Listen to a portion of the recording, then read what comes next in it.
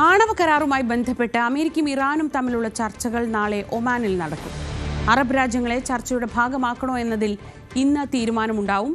യുറേനിയത്തിന്റെ സമ്പുഷ്ടീകരണം കുറയ്ക്കാൻ ഇറാൻ തയ്യാറായേക്കും. എന്നാൽ സമ്പുഷ്ടീകരിച്ച യുറേനിയം വിദേശത്തേക്ക് മാറ്റില്ലെന്നാണ് ഇറാന്റെ ഇപ്പോഴത്തെ നിലപാട്. മലപ്പുറം വെട്ടിച്ചിറയിൽ ടോൾ പിരിവാണ് കുറച്ചു ദിവസമായി പ്രധാനപ്പെട്ട ചർച്ചാ വിഷയം. ഇവിടുത്തെ അശാസ്ത്രീയമായ ടോൾ പിരിവിനെതിരെ പ്രമേയം പാസാക്കി കുറ്റിപ്പുറം ബ്ലോക്ക് പഞ്ചായത്ത്. ടോൾ പ്ലാസയുമായി ബന്ധപ്പെട്ട എല്ലാ അപാകതകളും ചൂണ്ടിക്കാട്ടി മുഖ്യമന്ത്രി മുതൽ കേന്ദ്രമന്ത്രി വരെയുള്ളവർക്ക് ബ്ലോക്ക് പഞ്ചായത്ത് നിവേദനം സമർപ്പിക്കാൻ തീരുമാനിച്ചു.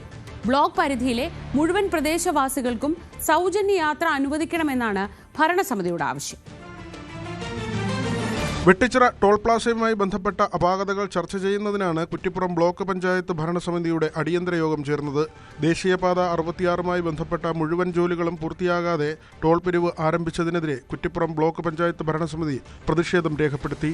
പഞ്ചായത്ത് പരിധിയിൽപ്പെട്ട മുഴുവൻ പ്രദേശങ്ങളിലെയും ആളുകൾക്ക് സൗജന്യയാത്ര ഒരുക്കണമെന്ന് കുറ്റിപ്പുറം ബ്ലോക്ക് പഞ്ചായത്ത് അധികാരികളോട് ആവശ്യപ്പെടും.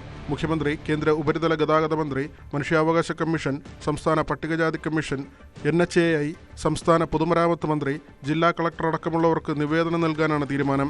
കുറ്റിപ്പുറം ബ്ലോക്ക് പഞ്ചായത്തിന്റെ പരിധിയിൽ വരുന്ന പ്രദേശങ്ങൾ മുഴുവൻ സൗജന്യ യാത്ര അനുവദിക്കുന്ന രൂപത്തിൽ വാഹനങ്ങൾക്ക് കടന്നു പോകാനും വരാനുമുള്ള സൗകര്യം ഉണ്ടാക്കുന്നതിലേക്ക് ആവശ്യമായി ബന്ധപ്പെട്ട അധികാരികളെയും അതുപോലെ തന്നെ ബഹുമാനപ്പെട്ട മുഖ്യമന്ത്രിക്കും കേന്ദ്ര ഉപരിതല ഗതാഗത മന്ത്രിക്കും നിവേദനം നൽകാനും അടിയന്തര യോഗത്തിൽ തീരുമാനമായിട്ടുണ്ട്.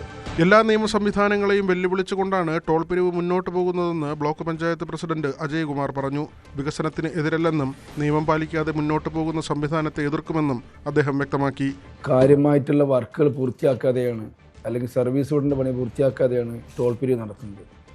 അതുമാത്രമല്ല, ഈ ഭാഗത്തുള്ള നിയമ സംവിധാനം എല്ലാം വെല്ലുവിളിച്ചുകൊണ്ടാണ് അവർ മുന്നോട്ട് പോകുന്നത്.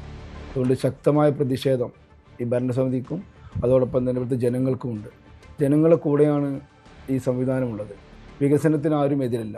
പക്ഷേ എല്ലാ നിയമ സംവിധാനം പാലിക്കാതെ മുന്നോട്ട് പോകുന്ന ഈ പ്രവൃത്തിയെ ശക്തമായി ഭരണസമിതി എതിർക്കുകയാണ്.